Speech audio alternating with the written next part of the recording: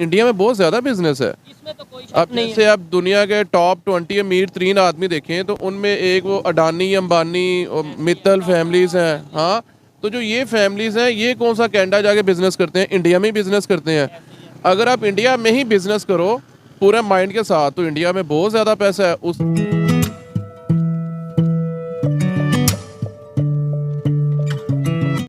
Hello, हाय, नमस्ते, सत श्री अकाल। मैं चंद्र सिंह बिस्ट खड़ीमा के नाम से मेरा एक रिएक्शन चैनल है।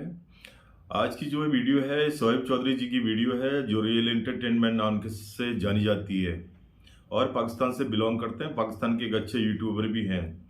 आज उन्होंने जो जिस टॉपिक पर बात की वो टॉपिक है इंडिया से जो लोग, जो स्टूडेंट पढ़ाई के वीजे पे जो है कनाडा जा रहे थे, वो जो है जब इंडिया और कनाडा के बीच में कुछ कॉन्फ्लिक्ट हुआ था, जैसे कि आप लोगों को पता है और पता होगा भी, तो उसकी वजह से जो स्टूडेंट की रेशियो है उसमें 40% की जो है गिरावट आई है। तो उस बारे में उन्होंने जो है एक पाकिस्तान में मीर अली साहब हैं, जो काफ़ी अच्छे एजुकेटेड पर्सन हैं, उनसे बात की शोएब चौधरी जी ने और अली जी ने। तो उस बात को उनका बातचीत देखते हैं, उसके बाद इसके ऊपर अपना जो है विचार रखेंगे।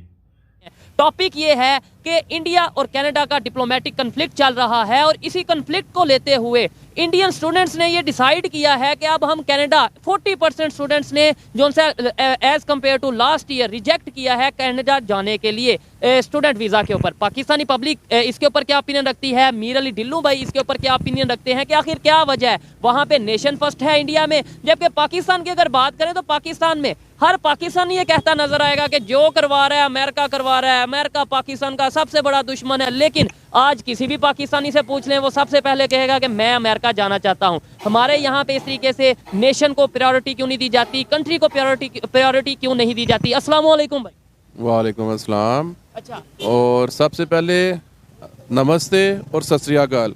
मैंने लास्ट वीडियो देखी, उसमें काफ़ी ज़्यादा आपकी वीडियो से इंडिया में काफ़ी ज़्यादा व्यूअर्स हैं, तो बड़े अच्छे कमेंट्स किए दोस्तों ने, उसके लिए थैंक यू। और मेरे दिल में आया कि नेक्स्ट टाइम अपने जो मेरे हिंदू दोस्त हैं और जो दूसरे सिख दोस्त हैं उनको भी मैं ग्रीटिंग्स करूंगा।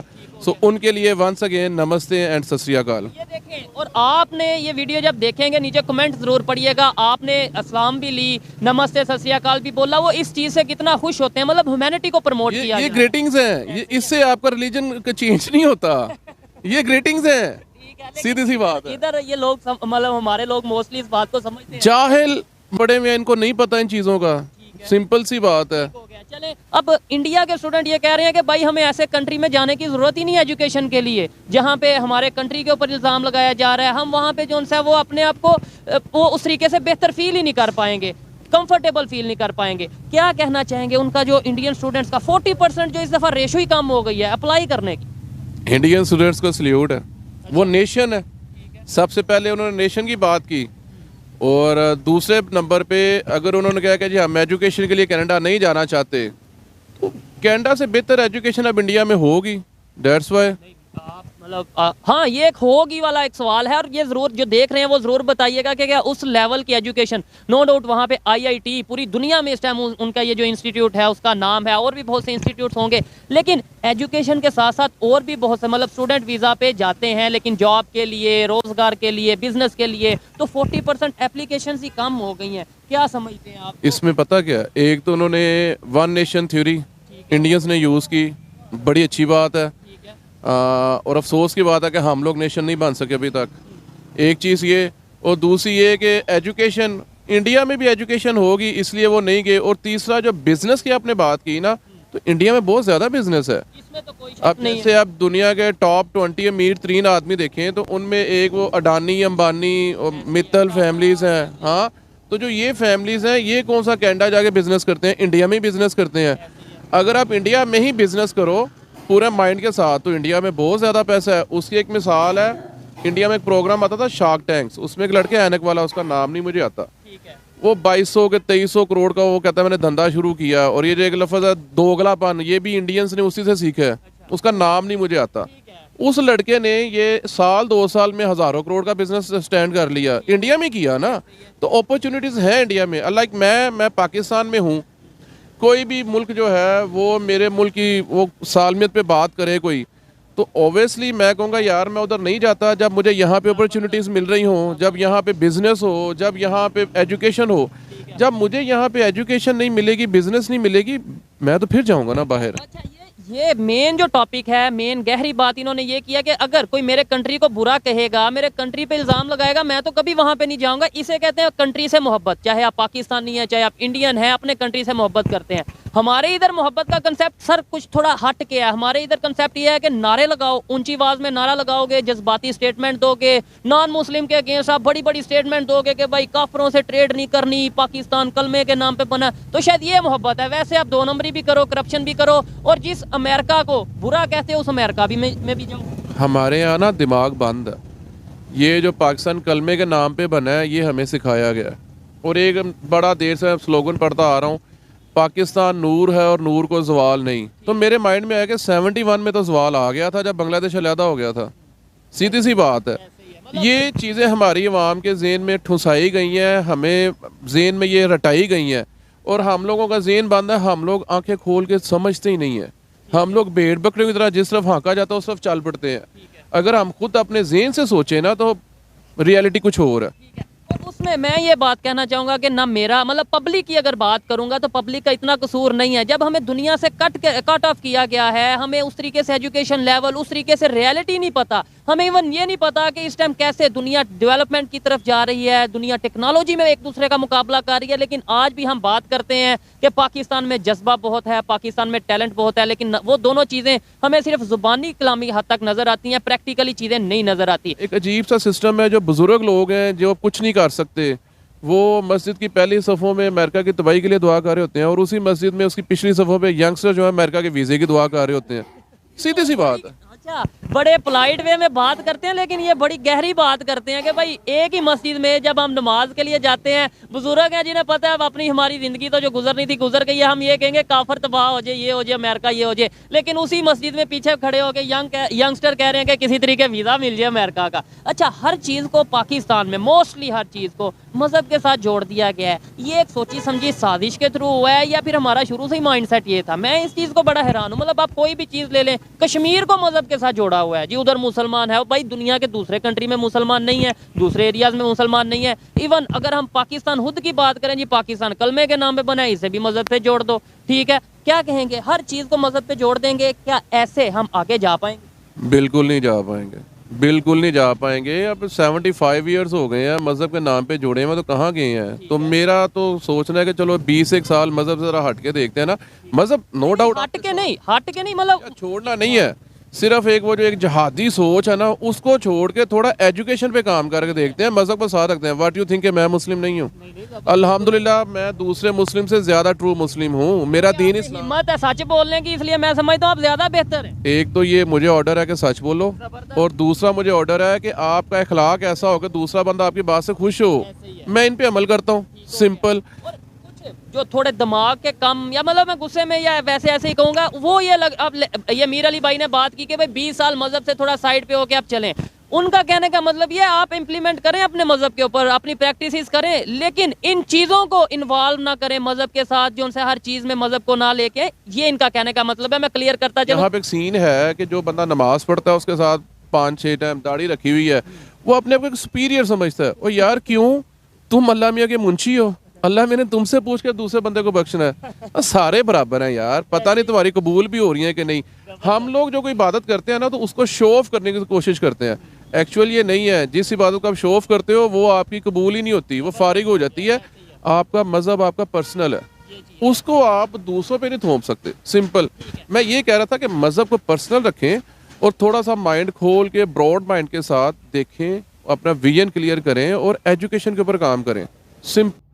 ओके, आप लोगों ने वीडियो देख ली होगी। सबसे पहले मीर अली साहब, आपको नमस्ते, सत श्री अकाल और आदाब। आपने भी वहाँ से ग्रीटिंग्स भेजी, उसका रिप्लाई बनता है, और यहाँ से भी मेरी तरफ से ग्रीटिंग्स हैं। और मीर अली साहब, जो आपने बिल्कुल एकदम सच बातें की, बहुत अच्छा लगा आपकी पॉजिटिव बातें सुन के। जो अपने चौधरी साहब ने, शोएब चौधरी जी ने जो आपसे बातचीत की, जो पूछा, उसका जवाब आपने बिल्कुल 2 टूक शब्दों में दिया। एकदम पॉइंट टू पॉइंट। देखिए मेरे लिए सब एजुकेशन का लिहाज से मैं बता देता हूँ कि इंडिया के अंदर अगर यहाँ से बच्चे लोग अगर कनाडा न जाएं तो कोई भी फर्क नहीं पड़ेगा, क्योंकि यहाँ जो है जो यहाँ की टॉप हैं, एक है IIT Indian institute of technology और एक है NIT national institute of technology. तो जो ये बच्चे एनआईटी और आईआईटी से निकले हुए बच्चे हैं, ये मैक्सिमम जो है विदेशों में जाके फॉरेन में जाके ही जॉब करते हैं और इंडिया में भी जॉब करते हैं लेकिन फॉरेन में भी चले जाते हैं, इनकी फॉरेन से भी ऑफर आते हैं इनके लिए। तो अगर कनाडा में बच्चे हमारे नहीं जा रहे हैं, इंडिया के बच्चे का जो परसेंटेज है थोड़ा रेशियो कम हो गया, तो उनकी पढ़ाई में कोई खास फर्क नहीं पड़ेगा, क्योंकि इंडिया के अंदर बहुत अच्छे अच्छे कॉलेजेस हैं, मेडिकल कॉलेजेस हैं, इंजीनियरिंग कॉलेजेस हैं, बहुत अच्छे अच्छे कॉलेजेस हैं, तो इससे कोई खास फर्क नहीं पड़ेगा। अब दूसरी बात आती है आपके पाकिस्तान की। आपके पाकिस्तान के अंदर सबसे बड़ा मसला है एजुकेशन का। एजुकेशन आपके वहाँ एजुकेशन सिर्फ नाम मात्र के लिए एजुकेशन है। आपके वहाँ जो बड़े जिन्होंने जो बोलते हैं ना, हमने जो है डिग्री हासिल कर ली, ये हासिल कर लिया, वो हमने एमबीए कर लिया, वो कर लिया, इंजीनियरिंग कर ली, बट उस लेवल की ना तो आपके वहाँ इंजीनियरिंग है, ना तो उस लेवल के आपके पास इक्विपमेंट है, ना उस लेवल के आपके पास जो है बच्चों को प्रैक्टिकल करने के लिए इक्विपमेंट रखे हुए हैं। और दूसरी बात, जो बचपन से जो आप लोगों के दिमागों में घरों में जो सिखाया जाता है कि इंडिया हमारा एक दुश्मन मुल्क है, तो वो सोच जब तक आपकी बाहर नहीं निकलेगी, और जो जज्बा वाली कौम है, कलमे के नाम से कौम बनी है, तो ये चीज़ें जब तक आप बाहर नहीं उसको साइड में नहीं करेंगे, साइड इन द सेंस कि आप उसको फॉलो कीजिए, बट उसको फॉलो करने का मतलब ये नहीं कि उसको आप एजुकेशन के साथ भी उसको लेके चलिए। एजुकेशन और जो है सोशलिज्म जो है ये सेपरेट थिंग है, और मजहब एक सेपरेट चीज है। ठीक है, आप मजहब के साथ बने रहिए, लेकिन क्या है पढ़ाई में आप एजुकेशन में ज़्यादा ध्यान दीजिए, क्योंकि जो भी कंट्री विकास कर रही है, जो भी कंट्री डेवलप कर रही है, उसके बच्चे ही उसके फ्यूचर होते हैं, उसकी यंग जनरेशन ही उसका फ्यूचर होती है उस कंट्री का। तो आपकी कंट्री के अंदर जो 75 ईयर्स से जो मजहब का चूरन बेचा जा रहा है, उस चूरन को आपने थोड़ा सा साइड में रखना पड़ेगा। आप अपने मजहब से दूर मत रहिए, बट आप जो है एजुकेशन को प्रायोरिटी दीजिए, देश को प्रायोरिटी दीजिए। जिस तरह से हिंदुस्तान के अंदर आप किसी भी बच्चे से आप पूछ लीजिए कभी भी कि आप अपने मजहब को पहले रखते हैं या देश को पहले रखते हैं, तो हमारे इंडिया के बच्चे आपको का जवाब यही रहेगा कि देश सबसे पहले है, मजहब बाद में है। मजहब एक सिर्फ हमारा एक नाम देता है, मजहब हमको। मजहब से रोटियां नहीं खाई जाती है, मजहब से आपका घर का चूल्हा नहीं चलता है। आपका चूल्हा जलेगा आपकी मेहनत, आपकी काबिलियत, आपकी एजुकेशन, आपके बिहेवियर, आपका सोशलिज्म से ही आपका घर का चूल्हा जलेगा। अगर मैं एक हिंदू हूं और मैं बोलूं कि मैं सुबह शाम मंदिर जाता हूं और मैं कुछ काम नहीं करूंगा, तो भगवान भी बोलेगा कि यार ये कुछ काम ही नहीं करता, तो इसको रोटी कहाँ से खिलाऊं। रोटी खिलाने के लिए तो आप 10 चक्कर मंदिर के लगवा ही लीजिए, 10 चक्कर मस्जिद के लगा लीजिए, तो वहां से तो रोटी आएगी नहीं, है ना। रोटी तो आपको खुद काम करना पड़ेगा। You have to do some job, आपको कुछ काम करना ही पड़ेगा, तभी जो है रोजी रोटी मिलेगी। तो और दूसरी बात, ये जज्बा आज तक मैं समझ में नहीं आया था कि जज्बे से कौन सी रोटी मिलती है, और जज्बे से कितनी कौमें आज तक लड़ाइयाँ जीती हैं। ये जज्बे से लड़ाई नहीं जीती जाती है। आज के जमाने में जो है दिमाग का हर चीज़ है, दिमाग से काम किया जाता है, माइंड का गेम होता है, टेक्नोलॉजी का गेम होता है। पहली बात तो ये लड़ाई झगड़े, ये फसाद, ये चीज़ों से दूर रखें अपने बच्चों को, उनमें अवेयरनेस फैलाएं। इन चीज़ों में कुछ नहीं रखा है। आप तो एक कंट्री से दूसरे कंट्री में हम ये कर देंगे वो कर देंगे की बात करते हैं। हमारी सोच तो इंडिया में लोगों की ये सोच है कि हम पड़ोसी के साथ भी ज़्यादा कोई ज़्यादा बातचीत या ज़्यादा झगड़ा फसाद वाली बातें ही न करें। तो आप तो खैर आपके मुल्क के अंदर क्या हालात हैं वो सबको पता है। इस टाइम आपके वहाँ अभी इस टाइम स्नैचिंग, उसके बाद चोरी डकैती, पता नहीं क्या क्या हो रहा है वो दिखता है। ठीक है, ये बोलने की जरूरत नहीं, वो आपको ही पता है, ये बातें आपको ही पता है जो मैं बता रहा हूँ कि आपके वहाँ तो आजकल मोबाइल को भी लोग बड़े सेफ्टी से लेके जाते हैं। ठीक है, एक मोबाइल के लिए भी वहाँ कुछ भी कर सकते हैं। तो ये चीज़ें आप थोड़ा सा इन चीज़ों से बच्चों को दूर रखें, एक अच्छा नेशन बनाइए, क्योंकि कोई भी नहीं चाहता कि हमसाया गरीब हो, हमसाया, क्योंकि अगर पड़ोसी में दुख तकलीफ होती है तो पड़ोसी मुल्क को भी उसका इफेक्ट पड़ता है। ठीक है, और दूसरा जो ट्रेड बंद हुई है वो आपकी वजह से हुई है। ट्रेड इंडिया ने कभी आपको बंद करने के लिए नहीं बोला। ट्रेड आपका जो इकोसिस्टम था ना, जो जज्बे वाला सिस्टम, जज्बे ने आपका ये जो है ट्रेड बंद किया हुआ है।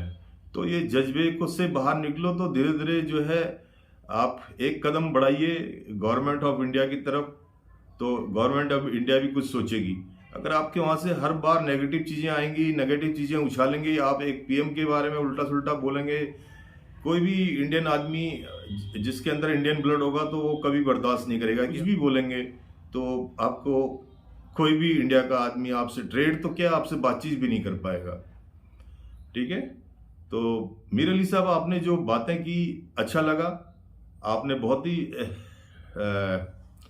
टू द पॉइंट बातें की, एकदम कट टू कट बातें की, साफ सुथरी बातें की, और बहुत पॉजिटिव एटीट्यूड वाले इंसान हैं आप। आई लाइक योर एटीट्यूड, आपका एटीट्यूड मुझे पसंद आया। और शोएब चौधरी साहब ये जिनकी वीडियो है, मैं उनको भी थैंक यू बोलता हूँ, जो एक अच्छे पढ़े लिखे इंसान है, उनका इंटरव्यू लिया। तो वीडियो कैसी लगी, और स्पेशली शोएब चौधरी साहब को भी लाइक कीजिए, सब्सक्राइब कीजिए, और अगर आपको मेरी ये रिएक्शन अच्छा लगता है तो मुझे भी आप सपोर्ट कीजिए, और थैंक यू।